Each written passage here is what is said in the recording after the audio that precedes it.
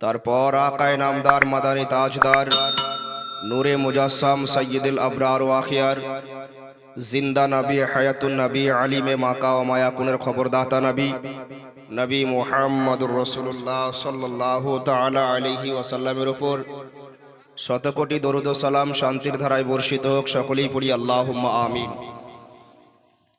সম্মানিত হাজরিন, পর্দার আড়ালের মা ও বোন, আপনারা বাদে মাগরিব হইতে এতক্ষণ পর্যন্ত ওলামায়ে কেরামের জবান থেকে কোরআন ও হাদিসের আলোচনা শুনছিলেন। আমিও আপনাদের সামনে কিছুক্ষণের জন্য উপস্থিত হয়েছি। ইনশাআল্লাহ তাআলা কোরআন ও হাদিসের আলোকে কয়েকটি বিষয় নিয়ে আলোচনা করব। আল্লাহ যদি তৌফিক দান করেন, আল্লাহ আমাদের সকলকে কবুল করুন। আমরা পড়ি আল্লাহুম্মা আমিন। সম্মানিত হাজরিন, এটা শাবান মাস। আল্লাহর রাসূল সরওয়ারে কায়নাত সাল্লাল্লাহু আলাইহি ওয়া সাল্লাম বলেছেন, আশ-শাবানু শাহরি রমাজানু শাহরুল্লাহ। শাবান মাস হচ্ছে আমার মাস, রমজান মাস হচ্ছে আল্লাহর মাস। শাবান মাস খুবই গুরুত্বপূর্ণ মাস, রহমতপূর্ণ মাস, বরকতপূর্ণ মাস। এই মাসে আল্লাহর রাসূল সাল্লাল্লাহু আলাইহি ওয়া সাল্লাম বেশি বেশি রোজা রাখতেন এবং রাত্রিতে ইবাদত করতেন। এই মাসের একটি রাত এমনই রাত যেটা অতিবাহিত হলো গত 2 দিন হয়ে গেল। আল্লাহর রাসূল সাল্লাল্লাহু আলাইহি ওয়া সাল্লাম বলছেন, শাবান মাসের 15তম রাত্রিতে তোমরা ইবাদত করো এবং দিনের বেলাতে রোজা রাখো। কেননা এই রাত্রিতে সূর্য অস্তমিত যাওয়ার পর আল্লাহ সুবহানাহু ওয়া তাআলা প্রথম আকাশে অবতরণ করে ঘোষণা করেন, হে পৃথিবীবাসী, তোমাদের মধ্যে কে এমন আছো যে আমাকে ডাকছো? আমাকে ডাকো, আমি তোমাদের ডাকের সাড়া দেব। কে এমন আছো যে গুনাহ করেছো? আমি আল্লাহর কাছে ক্ষমা চাও, আমি তোমাদেরকে মাফ করে দেব। কে এমন আছো রিজকের ভিখারি? আমার কাছে রিজিক চাও, আমি তোমাদেরকে রিজিক প্রদান করব।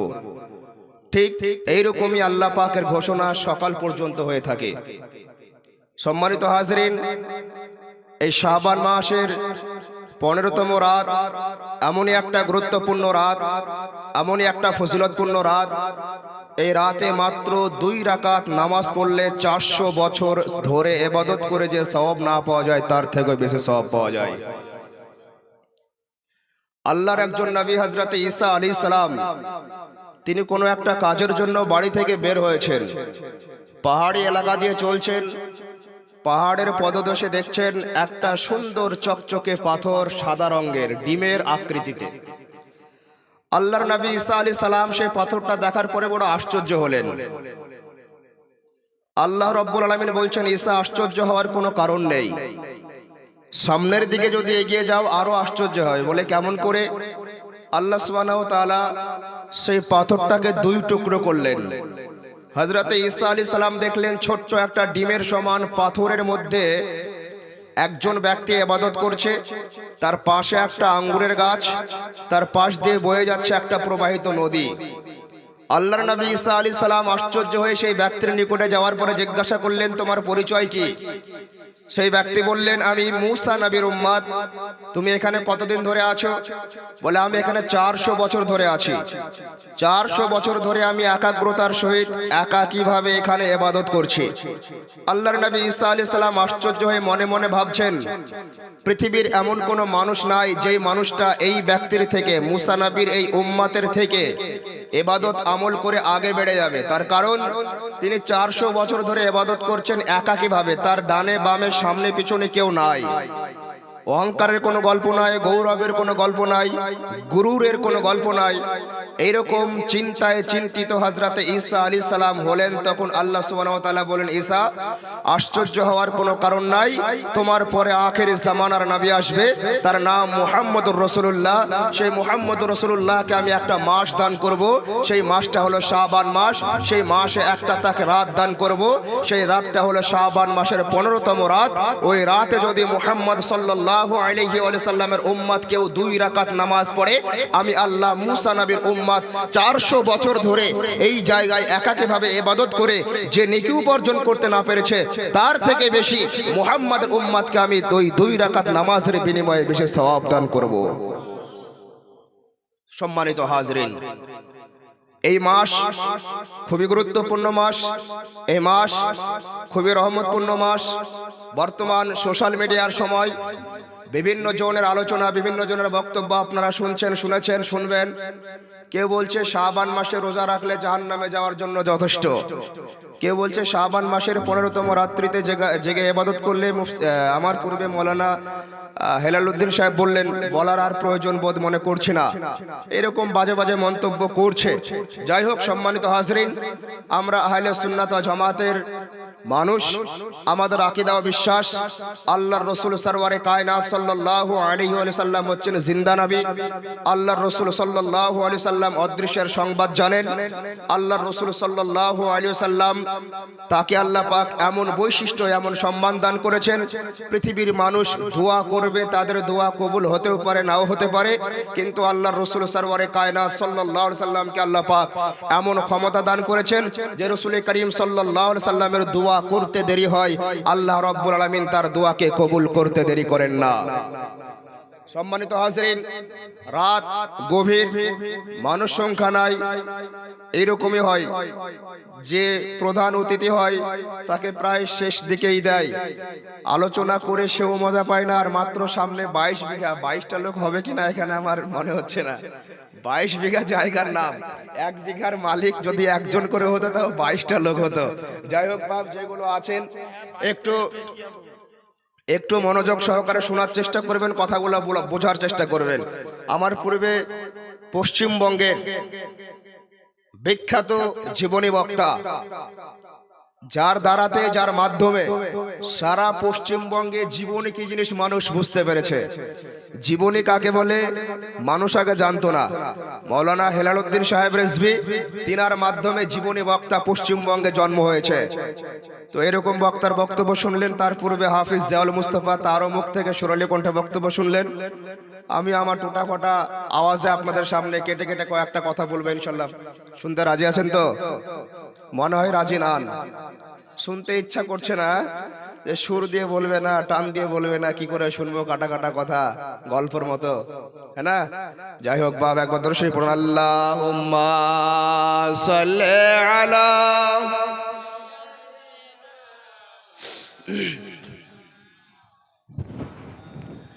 ওয়ালা আলে সাইয়্যিদিনা মাওলানা মুহাম্মদ সাল্লি আলা মুহাম্মাদিন মোহাম্মদ হরদম ज़बान से निकालो पाक नामे मोहम्मद हरदम ज़बान से निकालो शाफिआना मोहम्मद सल्लल्लाहु अलैहि वसल्लम। সম্মানিত হাজরিন, মহাগ্রন্থ আল কোরআন থেকে আমি একটি আয়াতে কারিমা তেলাওয়াত করেছি। আল্লাহ সুবহানাহু ওয়া তাআলা বলছেন, ইন্না আ'তাইনাকাল কাউসার। আল্লাহ আপনার আমার নবী সরওয়ারে কায়নাত সাল্লাল্লাহু আলাইহি ওয়া সাল্লামের দিকে সম্বোধন করে বলছেন, ওগো আমার রাসূল, আমি আল্লাহ আপনাকে অসংখ্য গুণাবলী দান করেছি। সম্মানিত হাজরিন, আল্লাহ পাক আপনার আমার নবী সাল্লাল্লাহু আলাইহি সাল্লামকে কত গুণ দান করেছেন, কত বৈশিষ্ট্য দান করেছেন, তা সংখ্যার বাইরে, যা লিমিটের বাইরে, আনলিমিটেড অসংখ্য গুণাবলী আল্লাহ পাক আপনার আমার নবীকে দান করেছেন। আমরা যদি একটু লক্ষ্য করে দেখি, এই পৃথিবীর জমিনে আল্লাহ পাক হযরতে আদম আলাইহিস সালামকে প্রেরণ করেছেন। হযরতে আদম আলাইহিস সালামের বৈশিষ্ট্য কি? হযরতে আদম আলাইহিস সালামকে আল্লাহ পাক নিজ কুদরতি হস্ত দ্বারাতে সৃষ্টি করেছেন। হযরতে আদম আলাইহিস সালামের বিবাহ জান্নাতের মধ্যে হয়েছে। হযরতে আদম আলাইহিস সালামকে আল্লাহ পাক সারা পৃথিবীর প্রত্যেকটা জিনিসের নাম শিখিয়ে দিয়েছেন। হযরতে আদম আলাইহিস সালামকে সৃষ্টি করার পর সমস্ত ফেরেশতাকে বলেছিলেন আল্লাহ পাক, হে আমার ফেরেশতা মণ্ডলী, তোমরা সবাই হযরতে আদম আলাইহিস সালামকে সিজদা করো। আল্লাহর নবী হযরতে আদম আলাইহিস সালামকে সমস্ত ফেরেশতা সিজদা করেছিলেন। সম্মানিত হাজরিন, আমরা জানি হযরতে আদম আলাইহিস সালাম এই পৃথিবীর জমিনে সর্বপ্রথম নবী হয়ে এসেছেন। হযরতে আদম আলাইহিস সালামের পূর্বে এই পৃথিবীর মাটিতে কোনো মানব সভ্যতার অস্তিত্ব ছিল না, কোনো মানুষের অস্তিত্ব ছিল না। মানুষ পৃথিবীর জমিনে বসবাস করত না। হযরতে আদম আলাইহিস সালামের মাধ্যমে পৃথিবীর জমিনে মানব জাতির বিস্তার ঘটেছে। হযরতে আদম আলাইহিস সালামকে আল্লাহ পাক কুদরতি হস্ত মোবারক দ্বারাতে সৃষ্টি করার পর জান্নাতের মধ্যে রেখে সমস্ত ফেরেশতাদেরকে বললেন, হে আমার ফেরেশতা মণ্ডলী, তোমরা সকলেই মিলে হযরতে আদম আলাইহিস সালামকে সিজদা করো। এবার আপনি আমি এই কথা কোরআন শরীফের আয়াত দ্বারাতে জানি। কোরআন শরীফের আয়াত পড়েছি, আমরা অনুবাদ পড়েছি, হাদিস শরীফ পড়েছি, হাদিস শরীফ শুনেছি, বক্তার বক্তব্য শুনেছি, লেকচারারের লেকচার শুনেছি, বক্তার বক্তব্যের মাধ্যমে জেনেছি হযরতে আদম আলাইহিস সালামকে সমস্ত ফেরেশতা সিজদা করেছিলেন। আহারে মুসলমান, আমরা কিন্তু কারণটা জানবার চেষ্টা করিনি। হযরতে আদম আলাইহিস সালামকে আল্লাহ পাক সারা পৃথিবীর বিভিন্ন স্তরের মাটিকে নিয়ে একত্রিত করে তার কুদরতি হস্ত মুবারক দ্বারাতে সৃষ্টি করেছেন। এই জন্য কি আদম নবীকে সমস্ত ফেরেশতা সিজদা করেছিলেন? বলে না না না, হযরতে আদম আলাইহিস সালামকে সারা বিশ্বের সমস্ত মানব জাতির আদি পিতা করেছেন। এই জন্য কি আদম নবীকে সমস্ত ফেরেশতা সিজদা করেছিলেন? না না না, হযরতে আদম আলাইহিস সালামকে সারা বিশ্বের প্রত্যেকটা জিনিসের নাম শিখিয়ে দিয়েছিলেন। এই জন্য কি হযরতে আদম নবীকে সমস্ত ফেরেশতা সিজদা করেছিলেন? না না না, হযরতে আদম আলাইহিস সালামকে পৃথিবীর জমিনে সর্বপ্রথম আল্লাহ পাক প্রেরণ করেছিলেন। তারই সম্মানে কি হযরতে আদমকে সমস্ত ফেরেশতা সিজদা করেছেন? না না না, হযরতে আদম আলাইহিস সালামের বিবাহ জান্নাতের মধ্যে হয়েছিল। তার জন্য কি হযরতে আদমকে সমস্ত ফেরেশতা সিজদা করেছেন? না না না, হযরতে আদম আলাইহিস সালাম জান্নাতের মধ্যে বসবাস করেছেন, জান্নাতি খাবার খেয়েছেন। এই জন্য কি হযরতে আদম নবীকে সারা জগতের যত ফেরেশতা আছে, আল্লাহর সৃষ্টির যত নূরি ফেরেশতা আছে, সমস্ত ফেরেশতা সিজদা করেছিলেন? না না না।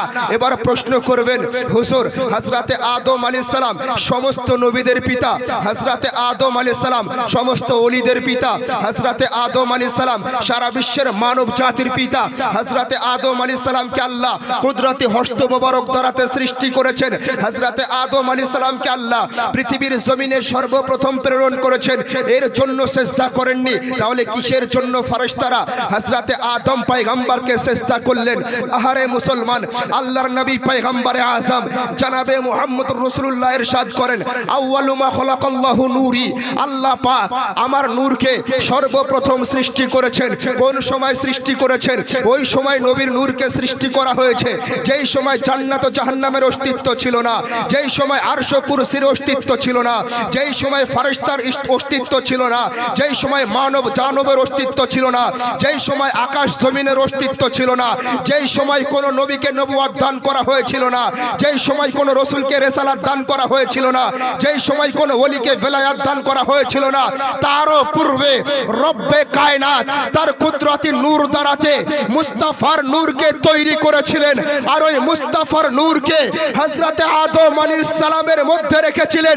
হযরতে আদম আলাইহিস সালামের মধ্যে মুস্তাফার নূরকে রাখার জন্য মুস্তাফাকে সমস্ত ফেরেশতা সিজদা করেছিলেন। এই জন্যই আল্লাহ সমস্ত ফেরেশতাদেরকে বলেছিলেন, হে আমার ফেরেশতা মণ্ডলী, তোমরা সকলেই হযরতে আদমকে সিজদা করো। সুবহানাল্লাহ। বেশক। তাহলে কি বুঝলেন? আমার নবীকে আল্লাহ পাক সর্বপ্রথম সৃষ্টি করেছেন। সর্বপ্রথম সৃষ্টি করার পর হযরতে আদম আলাইহিস সালামের মধ্যে সেই নূরকে নিক্ষেপ করেছেন। তো হযরতে আদম আলাইহিস সালাম সম্মানিত হয়েছেন কেন? জান্নাতে বসবাস করেছেন এই জন্য, সমস্ত দুনিয়ার প্রত্যেকটা জিনিসের নাম শিখিয়ে দিয়েছেন এই জন্য, সারা জগতের সমস্ত মানব জাতির পিতা এই জন্য?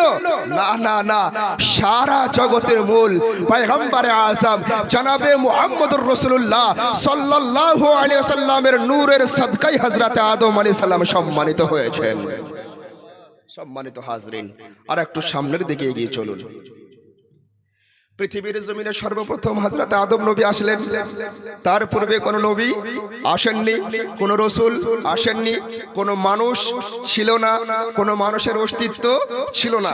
এবার আসুন, হযরত আদম আলাইহিস সালাম এই পৃথিবীর জমিনে আগমন করেছেন, আল্লাহর পক্ষ থেকে রহমত প্রাপ্ত হয়ে এসেছেন। হযরত শীশ আলাইহিস সালাম এই পৃথিবীর জমিনে জন্মগ্রহণ করেছেন, এই পৃথিবীর জমিনে অবতরণ করেছেন, আল্লাহর পক্ষ থেকে রহমত পেয়ে এসেছেন। হযরত ঈসা আলাইহিস সালাম আল্লাহর পক্ষ থেকে রহমত প্রাপ্ত হয়ে অবতরণ হয়েছেন। হযরত মূসা আলাইহিস সালাম আল্লাহর পক্ষ থেকে রহমত প্রাপ্ত হয়ে এসেছেন। হযরত ইব্রাহিম আলাইহিস সালাম আল্লাহর পক্ষ থেকে রহমত প্রাপ্ত হয়ে এসেছেন। হযরত ইসমাঈল আলাইহিস সালাম আল্লাহর পক্ষ থেকে রহমত প্রাপ্ত হয়ে এসেছেন। হযরত শীশ আলাইহিস সালাম আল্লাহর পক্ষ থেকে রহমত প্রাপ্ত হয়ে এসেছেন। হযরত দাউদ আলাইহিস সালাম আল্লাহর পক্ষ থেকে রহমত প্রাপ্ত হয়ে এসেছেন। হযরত দানিয়াল আলাইহিস সালাম আল্লাহর পক্ষ থেকে রহমত প্রাপ্ত হয়ে এসেছেন। হযরত ইয়াকুব আলাইহিস সালাম আল্লাহর পক্ষ থেকে রহমতের অধিকারী হয়ে এসেছেন। হযরত ইউনূস আলাইহিস সালাম আল্লাহর পক্ষ থেকে রহমত পেয়ে এসেছেন। হযরত আইয়ুব আলাইহিস সালাম আল্লাহর পক্ষ থেকে রহমত নিয়ে এসেছেন।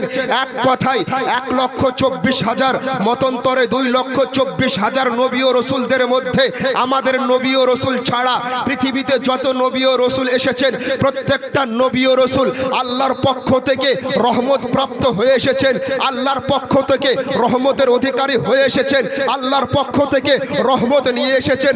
আহারে মুসলমান, ওই সমস্ত নবী ও রাসূল আল্লাহর পক্ষ থেকে রহমত নিয়ে এসেছেন সারা জগতের জন্য, না না না, কোনো একটা কওমের জন্য, কোনো একটা গোত্রের জন্য, কোনো একটা সম্প্রদায়ের জন্য, কোনো একটা এলাকার জন্য, কোনো একটা বস্তির জন্য। কিন্তু পয়গম্বরে আযম জনাবে মুহাম্মদুর রাসূলুল্লাহ, যে নবী সম্পর্কে আল্লাহ পাক হাদিসে কুদসির মধ্যে বলেন, লাউলা কালামা খলাকতুল আফলাক, ও আমার রাসূল, আমি আল্লাহ আপনাকে সৃজন না করলে কোনো কিছু সৃষ্টি করতাম না।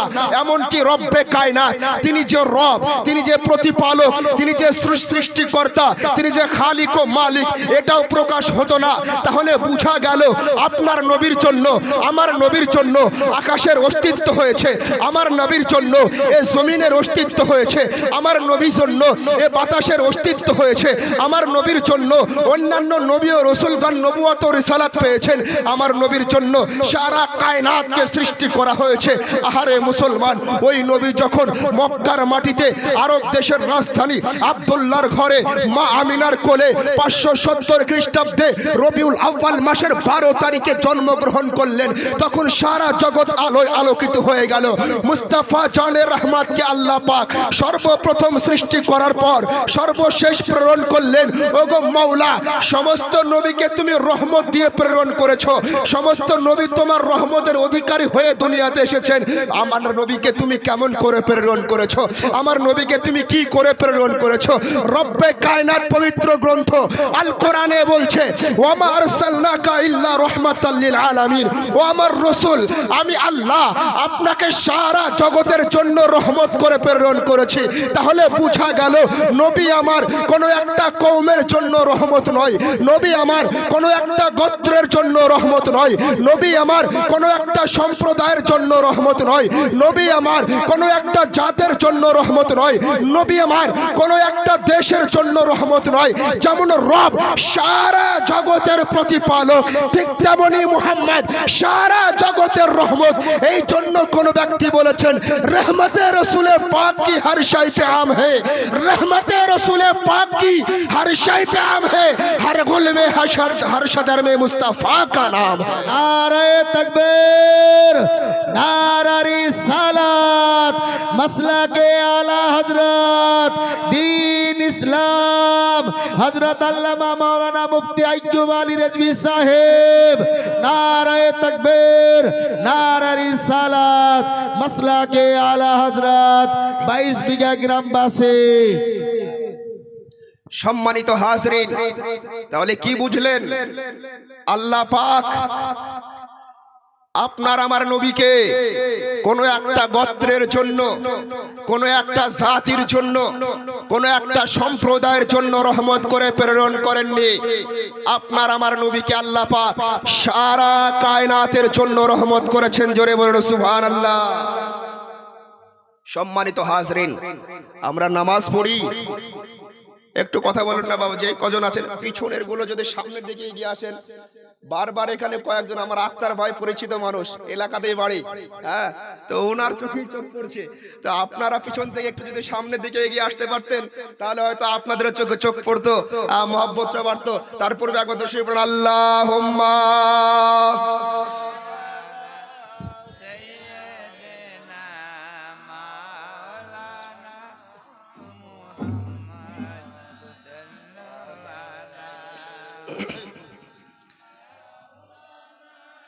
मोहम्मद हरदम ज़बान से निकालो पाक नामे मोहम्मद हरदम ज़बान शफीआना मुहम्मद सल्लल्लाहु अलैहि वसल्लम। सम्मानित हाज़रीन, আমরা নামাজ পড়ি তো কমপক্ষে ঈদের দিন তো পড়ি, সারা বছর না হয় নাই পড়লাম, ঈদের দিন তো পড়ি। সম্মানিত হাজরিন, নামাজের কথা আল্লাহ পাক কোরআন শরীফের মধ্যে একাধিক জায়গায় বলেছেন, বান্দা নামাজ পড়ো, নামাজ পড়ো, নামাজ পড়ো, নামাজ কায়েম করো। নামাজ পড়লে কি হয়? আল্লাহ সুবহানাহু ওয়া তাআলা পবিত্র গ্রন্থ আল কোরআনে বলেছেন, ইন্নাস সালাতা তানহা আনিল ফাহশাই ওয়াল মুনকার। নিশ্চয় নামাজ সমস্ত ধরনের কুকর্ম থেকে একজন নামাজীকে হেফাজতে রাখে। কেউ যদি নামাজে অভ্যস্ত হয়ে যায়, সে জুয়া থেকে, হিরোইন থেকে, মদ থেকে, জিনা থেকে, সমস্ত ধরনের পাপ থেকে বেঁচে যাবে। নামাজ পড়লে আর কি হয়? আল্লাহর রাসূল সাল্লাল্লাহু আলাইহি সাল্লাম বলেছেন, আস-সালাতু মিরাজুল মুমিনিন। নামাজ হলো মুমিনের মেরাজ। আস-সালাতু মিফতাহুল জান্নাহ। নামাজ হলো জান্নাতের চাবি। নামাজ আমি রাসূলের চোখের ঠান্ডা। নামাজ অন্ধকার কবরের অন্ধকারকে দূর করে আলোয় পরিণত করার একমাত্র মাধ্যম। নামাজ পড়লে কি হয়? আল্লাহর রাসূল সাল্লাল্লাহু আলাইহি সাল্লাম বলেছেন, একজন ব্যক্তি যদি প্রবাহিত নদীর জলে 5 বার চান করে, 5 বার গোসল করে, তার দেহতে যেমন কোন রকমের ময়লা মাটি লেগে থাকতে পারে না, ঠিক তেমনি আমার উম্মতের মধ্যে কেউ যদি আল্লাহকে সন্তুষ্টি করার জন্য 5 বার 5 টাইমে 5 ওয়াক্তের নামাজ পড়ে, তার জীবনের সমস্ত গুনাহ খাতাকে আল্লাহ মাফ করে দেন। সম্মানিত হাজরিন, নামাজের কথা কোরআনে আছে, রোজার কথা কোরআনে আছে, হজের কথা কোরআনে আছে, যাকাতের কথা কোরআনে আছে, সাদকার কথা কোরআনে আছে, দানের কথা কোরআনে আছে, ইবাদত আমলের কথা কোরআনে আছে। রব্বে কায়নাত পবিত্র গ্রন্থ আল কোরআনে বলেছেন, ইউসাব্বিহু লিল্লাহি মা ফিস সামাওয়াতি ওয়া মা ফিল আরদ। আকাশ ও জমিনের মধ্যে যা আছে প্রত্যেকটা জিনিস আল্লাহর প্রশংসা করে। জমিন আল্লাহর প্রশংসা করে, আকাশ আল্লাহর প্রশংসা করে, জান্নাত আল্লাহর প্রশংসা করে, আরশ কুরসি আল্লাহর প্রশংসা করে, মানব দানব আল্লাহর প্রশংসা করে, জিন্ন ইনসান আল্লাহর প্রশংসা করে, ফেরেশতা আল্লাহর প্রশংসা করে, গাছপালা আল্লাহর প্রশংসা করে।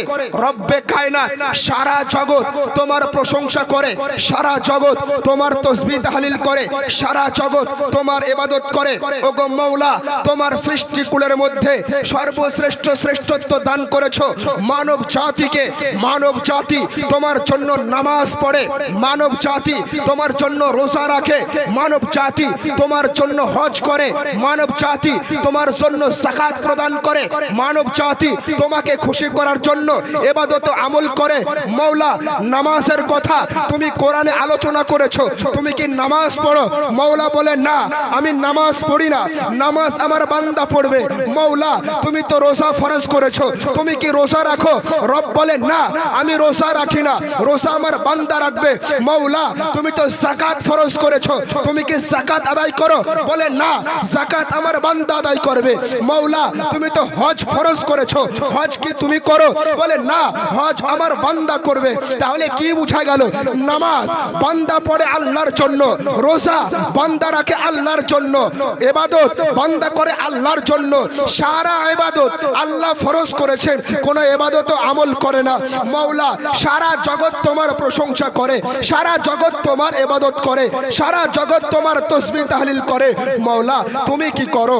মাওলা পবিত্র গ্রন্থ আল কোরআন 22 নম্বর পারা সূরা আল আহজাবের মধ্যে বলছেন, ইন্নাল্লাহা ওয়া মালাইকাতাহু ইউসাল্লুনা আলান নবী ইয়া আইয়ুহাল্লাযিনা আমানু সাল্লু আলাইহি ওয়া সাল্লিমু তাসলিমা। হে আমার বান্দা বান্দি শোনো, আমি আল্লাহ নামাজ ফরজ করেছি, নামাজ আদায় করি না।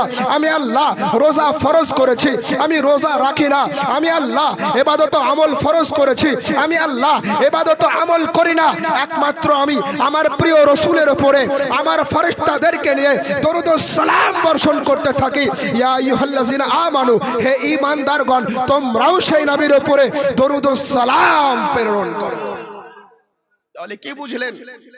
আমার নবীকে আল্লাহ কত বৈশিষ্ট্য দান করেছেন, কত গুণ দান করেছেন, কত মর্যাদা দান করেছেন, যে সমস্ত ইবাদত বান্দা করে আল্লাহর সন্তুষ্টির জন্য। সমস্ত ইবাদত রব ফরজ করেছেন বান্দার উপরে।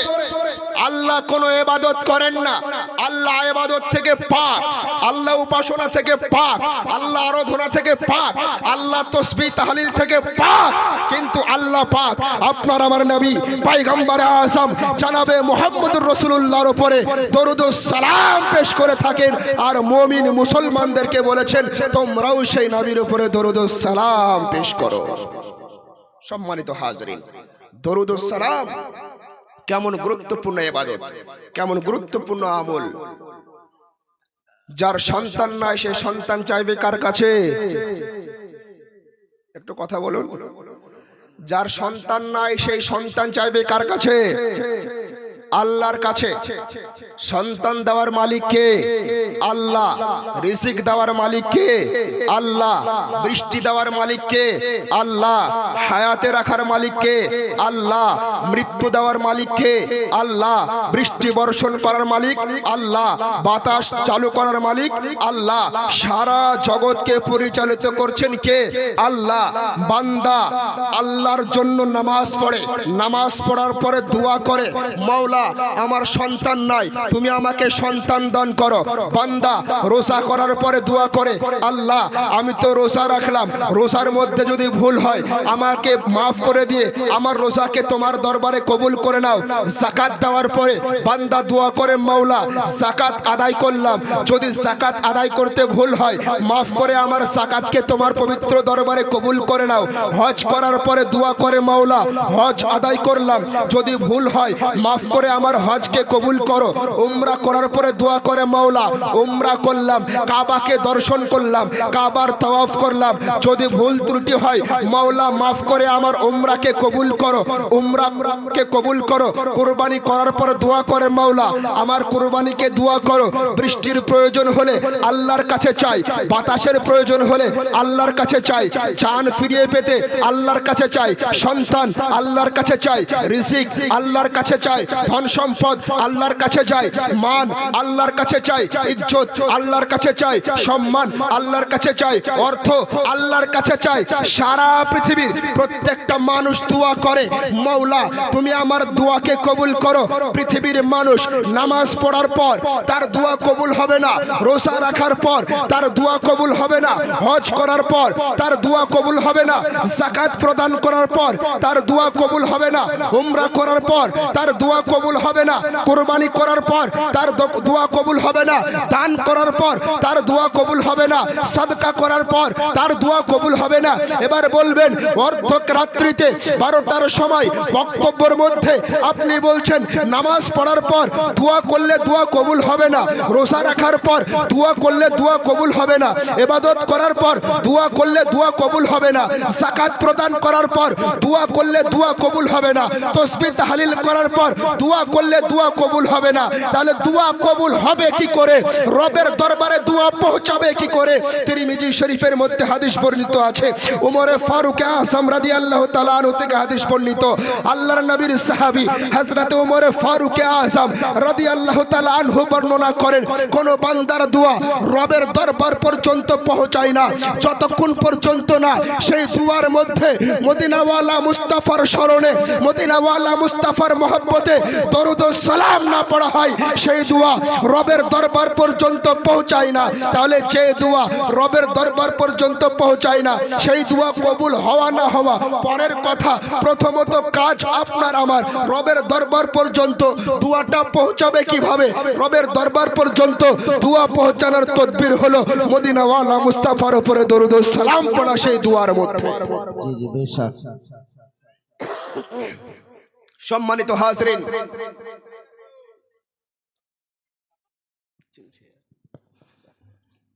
সম্মানিত হাজরিন,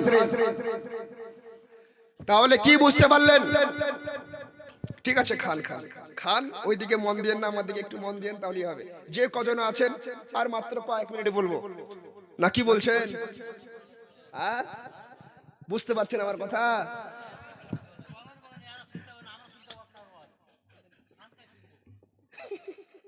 যাই হোক, বাপ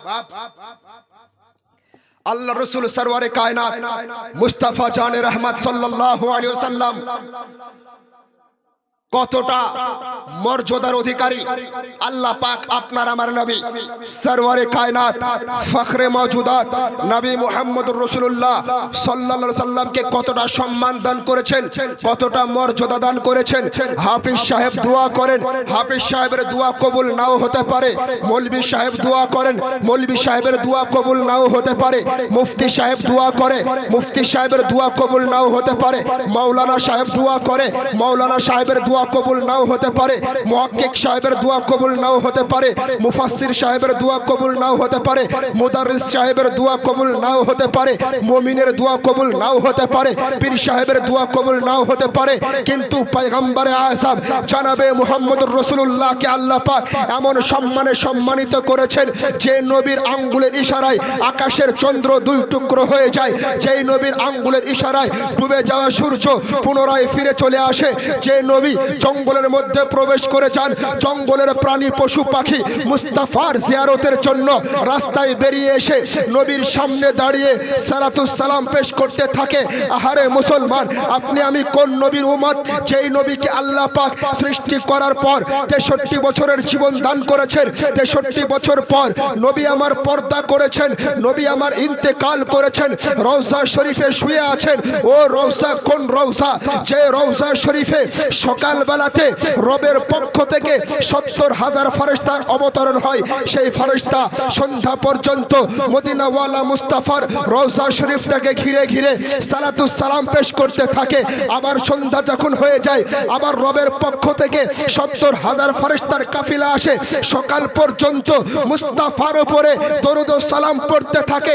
যে ফেরেশতা একবার মুস্তাফার দরবারে পৌঁছাতে পারে, যে ফেরেশতার হাজিরি মুস্তাফার দরবারে জীবনে একবার হয়, সে দ্বিতীয়বার আসতে পারে না। ও নবী কোন নবী? যে নবীর আঙ্গুলের ইশারায় আকাশের চন্দ্র দুই টুকরো হয়ে যায়।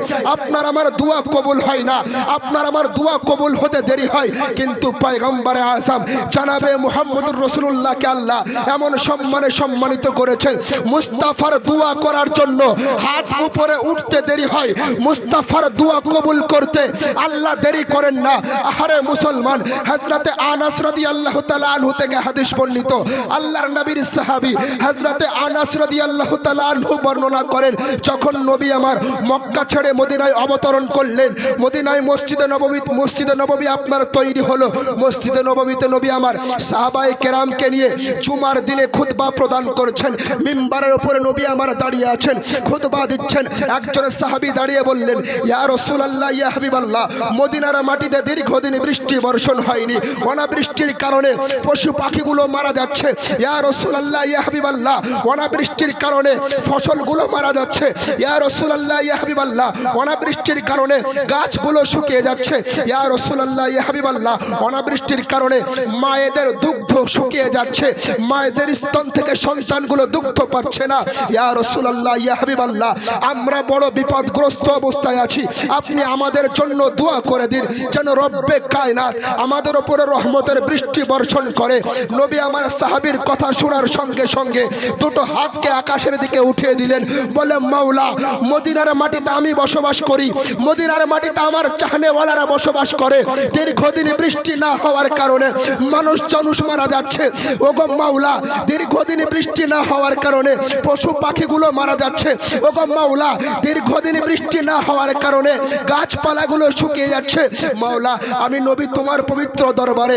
হস্ত দুইখানা উত্তোলন করে দিয়েছি মাওলা মদিনার মাটিতে বৃষ্টি বর্ষণ করো সাহাবী আনাস বলেন সেই সময় আকাশ পরিষ্কার ছিল মেঘ ছিল না পাহাড়ের মতো মেঘ তৈরি হলো মদিনাওয়ালা মুস্তাফার দোয়া সমাপ্ত হতে না হতে রহমতের বৃষ্টি বর্ষণ হয়ে মদিনার মানুষ উপকৃত হয়ে গেল সুবহানাল্লাহ সুবহানাল্লাহ নারায়ে তাকবীর নারা রিসালাত মাসলাকে আলা হযরত দ্বীন ইসলাম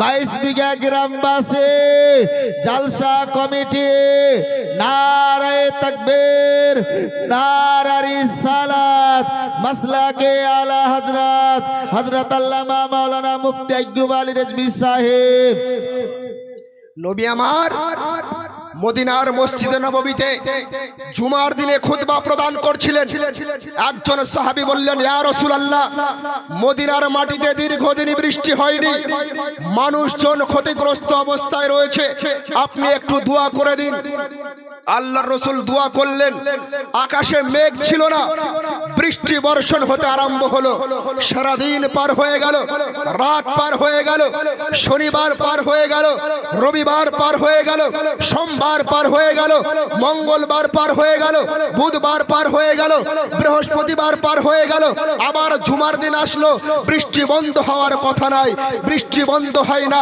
আল্লাহর রাসূল মসজিদে নববীতে উপস্থিত হয়েছেন সাহাবায়ে কেরাম আবার মসজিদে নববীতে উপস্থিত হয়েছেন নবী আমার খুতবা দিবেন এমনটা সময় একজন সাহাবী উঠে বললেন ইয়া রাসূলুল্লাহ ইয়া হাবিবাল্লাহ গত জুমাতে আপনাকে বলেছিলাম আপনি আমাদের জন্য দোয়া করুন আপনার দুয়ার বরকতে বৃষ্টি বর্ষণ হয়েছে ইয়া রাসূলুল্লাহ ইয়া হাবিবাল্লাহ এত বৃষ্টি বর্ষণ শনিবারেও বন্ধ হয় না রবিবারেও বন্ধ হয় না সোমবারেও বন্ধ হয় না মঙ্গলবারেও বন্ধ হয় না বুধবারেও বন্ধ হয় না বৃহস্পতিবারেও বন্ধ হয় না ইয়া রাসূলুল্লাহ এখন পর্যন্ত একাধারে লাগাতার বৃষ্টি হয়ে যাচ্ছে ইয়া রাসূলুল্লাহ ইয়া হাবিবাল্লাহ আমাদের যা পানির দরকার ছিল তার থেকে অতিরিক্ত পানি হয়ে গিয়েছে অতিরিক্ত পানির জন্য মাটির দেওয়ালগুলো গলে গলে পড়ছে ইয়া রাসূলুল্লাহ অতিরিক্ত পানির জন্য বাচ্চাগুলো ডুবে যাচ্ছে ইয়া রাসূলুল্লাহ ইয়া হাবিবাল্লাহ জঙ্গলের পশু পাখিগুলো অতিরিক্ত পানির জন্য ডুবে ডুবে মারা যাচ্ছে ইয়া রাসূলুল্লাহ ইয়া হাবিবাল্লাহ আপনি যদি দোয়া না করেন আর বৃষ্টি বর্ষণ বন্ধ হবে না আল্লাহর রাসূল সাল্লাল্লাহু আলাইহি সাল্লাম আবার দোয়া করলেন আঙ্গুলের ইশারা করলেন রাসূলের আঙ্গুলের ইশারা যেই দিকে যায় আকাশের মেঘ বৃষ্টি সেই দিকে যায় আর রাসূলের দুয়ার বরকতে আবার সেই পানি বন্ধ হয়ে যায় তাহলে ও রাসূল যে বৃষ্টি হয় না বৃষ্টির জন্য নবী দোয়া করেন তো বৃষ্টি আরম্ভ হয় আর এত বৃষ্টি হয় যার বৃষ্টি বন্ধ হয় না যতক্ষণ নবী না আর চায় যতক্ষণ নবী আর না চায় যে আল্লাহ বৃষ্টি বন্ধ করো ততক্ষণ আর বন্ধ হয় না আরে মুসলমান আমার নবীকে আল্লাহ কতটা সম্মানে সম্মানিত করেছেন আমার নবীকে আল্লাহ কতটা ইজ্জত দান করেছেন যে নবীর দুয়ার বরকতে বৃষ্টি বর্ষণ হয় নবীর দুয়ার বরকতে বৃষ্টি বন্ধ হয় আপনারা সবাই জানেন আল্লাহর নবীর সাহাবী হযরতে আবু হুরায়রা রাদিয়াল্লাহু তাআলা আনহু হাদিস শাস্ত্রে যতগুলো হাদিস বর্ণিত আছে সবথেকে যে সাহাবীর মাধ্যমে হাদিস বর্ণিত সেই সাহাবীর নাম হচ্ছে হযরতে আবু হুরায়রা রাদিয়াল্লাহু তাআলা আনহু। আল্লাহর নবীর সাহাবী হযরতে আবু হুরায়রা রাসূল করিম সাল্লাল্লাহু আলাইহি সাল্লামের পবিত্র দরবারে বসে আছেন, কান্না করছেন। আল্লাহর রাসূল সাল্লাল্লাহু আলাইহি সাল্লাম হযরতে আবু হুরায়রাকে জিজ্ঞাসা করছেন, হে আবু হুরায়রা, কান্না কেন করছো? কিসের বেদনায় কান্না করছো? কিসের চিন্তায় কান্না করছো? কিসের টেনশনে কান্না করছো? আল্লাহর রাসূলকে নবীজির সাহাবী হযরতে আবু হুরায়রা বলেছিলেন, ইয়া